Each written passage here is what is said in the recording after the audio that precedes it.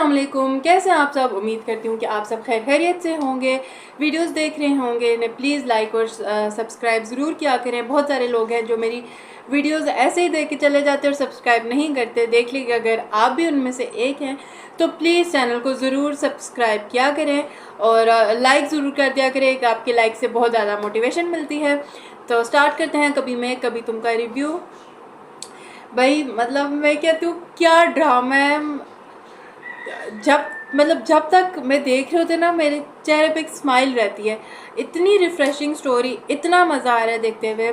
मैं कल I think अम्मा टीवी और मैं जो था उसका रिव्यू देख रही थी, तो अम्मा ने उस पर एक बात कही थी कि जो कभी मैं कभी तुम्हें ना ये मिडिल क्लास लोग जो लड़के लड़के ना वो देखे, और सीरियसली वो इतना रिलेटेबल है, इतना ज़्यादा रिलेटेबल है जो अभी शर्जीना और मुस्तफ़ा के साथ हो रहा है कि मतलब ऐसा लगता है अपनी स्टोरी चाह रही है। स्टार्ट होता है जब मुस्तफ़ा जो होता है खाना लेके आता है, बिरयानी और चाय वगैरह लेके आता है, तो वो दरवाजे कहती है कि नई जगह है तो थोड़ा डर लगता है। खाना लेके तो खाना खा रहे होते हैं, खाना खाते खाते कहते हैं अब आगे क्या करना है। तो वो खाना खा रहे थे जिस से कहते हैं तुम अच्छा भला अपने माँ बाप के साथ रहती, मेरे साथ आके तुम भी ख्वार हो रही हो। तो जिस पे इस ड्रामे की सबसे अच्छी बात है ना कि ये रियलिटी से इतना करीब लगता है और इतना रिफ्रेशिंग है कि वो जब उसे ये सारी बात कह रहे थे तो उसे कहती है देखो मैं तुम्हारे सामने कोई बड़े बड़े डायलॉग्स नहीं मारूंगी। सबसे अच्छी बात वो इतना रिलेटेबल था कि देखो मैं भी परेशान हूँ लेकिन हम लोग आपस में तो नहीं लड़ सकते ना। हम एक दूसरे के साथ करते करते फिर वो एक मजाक में उसको ले जाती है कि देखो तुम अपनी मेहनत की कमाई से बिरयानी लेके आई हो, 2 फ्लोर ऊपर चढ़ के आया। तो फिर कहते हैं हाँ मैं अपनी कमाई से चाय पे तो लेके आया। वो इतना क्यूट और प्यारा सीन था, बहुत प्यारा सीन था। और इन दोनों की केमिस्ट्री, दोनों की परफॉर्मेंसेस, मज़ा आ गया देखने में। फिर इन्होंने जो होता है मैट्रेस ऑर्डर किया होता है, मैट्रेस नहीं आए होते, वो चादरें बिछा के नीचे सोते हैं और फिर रात को वो दोबारा चूहे वाला सीन होता है जो पिछले एपिसोड में भी हुआ था। इतना वो दोबारा आ जाता है। वो इतना सारा क्यूट सा सीन थे, बहुत अच्छे सीन्स थे और परफॉर्मेंसेस आउट क्लास, बहुत अच्छी परफॉर्मेंस थी। फिर ये सारा होता है वहाँ पे दूसरी तरफ जो शर्जीना की अम्मा होती हैं वो परेशान हो रही थी कि शर्जीना से काफ़ी दिनों से बात नहीं हुई। तो अभी उसके शर्जीना के जो है पेरेंट्स को नहीं पता कि शर्जीना और मुस्तफ़ा लोग घर छोड़ के चले गए हैं। वो सारा था, अम्मी परेशान हो रही होती हैं सारा। फिर उनके अब्बू समझाते हैं बात हो जाएगी, कोई इस तरह का मसला नहीं है। दूसरी तरफ जो अदील होता है, अदील का तो मेरे बस मैं उसका गला दबा दूँ जितना। भाई तुमने अपने भाई पे इतनी जेलसी कि अपने भाई को इस तरह घर से निकलवा दिया। फिर आके जब अदील आता है अपनी अम्मा से पूछते तो कहती है तुम्हारे अब्बा ने खाना नहीं खाया, बहुत परेशान है। तो आगे से कहते हैं अम्मा आप देखिए अगर उन्हें पता चल जाता बिजनेस कम्युनिटी में कि मेरे भाई ने चोरी की है तो मेरी क्या इमेज आ जाती। भाई तुम्हारी क्या इमेज है, तुम तो खुद जो है अपनी बीवी के टुकड़ों पे पारो। कहते कि अगर मेरे फादर इन लॉ को पता चल जाए तो क्या इज्जत बेटा, तुम्हारी फादर इन लॉ के सामने पहले कौन सी इज्जत है जो अब इज्जत का कुछ बन जाना था। तो वो अपनी माँ से बात करते जो माँ भी बस पैसे के पीछे है। मतलब माँ बाप को ज़रा फिक्र नहीं है मुस्तफ़ा का। मुस्तफ़ा का आगे जाके एक जगह माँ जिक्र करती है कि पता नहीं कहाँ गया है, उस पर हम आते हैं बात करेंगे। तो वो सारा चल रहा होता है कि उसने वो तो गाड़ी भी नहीं लेना चाहती थी लेकिन मेरे क्या वो मैंने तो उसे मना सॉरी वो गाड़ी लेना चाहती थी लेकिन मैंने उसे कहा नहीं लियो, लेकिन वो आप लोगों के लिए जो थी गाड़ी लेना चाहती थी। यह सारा सीन हुआ। फिर मुस्तफ़ा और शर्जीना जो होते हैं ग्रॉसरी शॉपिंग के लिए जाते हैं। फिर वही बात, इतना रिलेटेबल था कि कम बजट में सस्ते बाज़ार में जाके शॉपिंग करना, वो सारा मतलब ना देखते हुए ऐसा लग रहा था अपनी कोई स्टोरी जा रही है।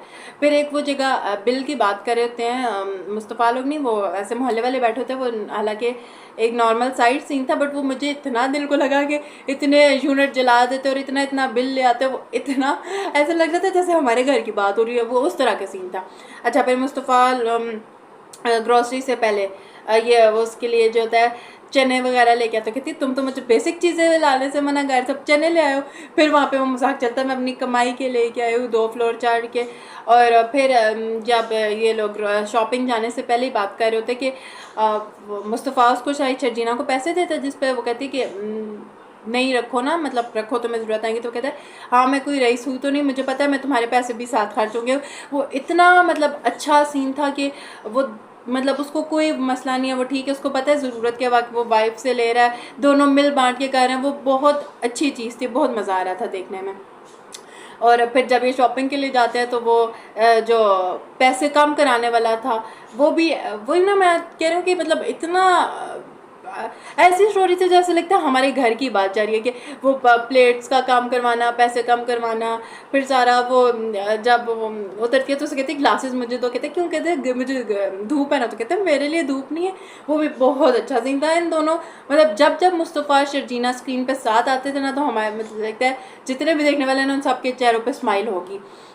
फिर वो शॉपिंग वगैरह करते हैं, तो वो जब शॉपिंग से वापस आते हैं फिर वो रात को सो रहे होते हैं, सुबह मोहल्ले की लड़ाइयों की वजह से उठ जाते हैं। फिर जब मुस्तफ़ा लोग शॉपिंग से ही वापस आ रहे होते हैं तो एक बच्चा उसको बॉल मार देता है, वो लड़ाई वाला होता है, तो शर्जीना जो होती है उसको खींच के ले जाती है, लड़ने नहीं देती। तो जब वापस आते हैं वो मुस्तफ़ा जो था शर्जीना की नकल उतार के मुस्तफ़ा चलो चलो, इतना फ़नी सीन था, बहुत अच्छा सीन था। और फिर जब मुस्तफ़ा के पेरेंट्स की कॉन्वर्सेशन चल रही थी, वो दवाई लेके आती कहती है कि आपने खाना नहीं खाया, आपने इतने दिन से दवाई नहीं खाई, तो कहते तुम्हें मेरी कहाँ फ़िक्र है, तुम्हें तो पैसों की फ़िक्र है। अब्बू ने भी तो इलाज कराने के बाद अब्बू ने भी, अब बाप को जब पता था कि माँ पैसे ले रही है, अब्बू ने भी तो उसे आज से पहले नहीं मना किया ना, घर में जितनी चीज़ें आ रही हैं। अब्बू को अब एकदम याद आ गया पैसे, माँ गलत है तो बाप ने भी इलाज वाली चलो एक अलग साइड पर रख दी, उसके अलावा अगर जितनी भी चीज़ें आएंगी उस पर बाप तब भी तो बोल सकता था, तो फिर वहाँ के लिए माँ को गलत कर दिया।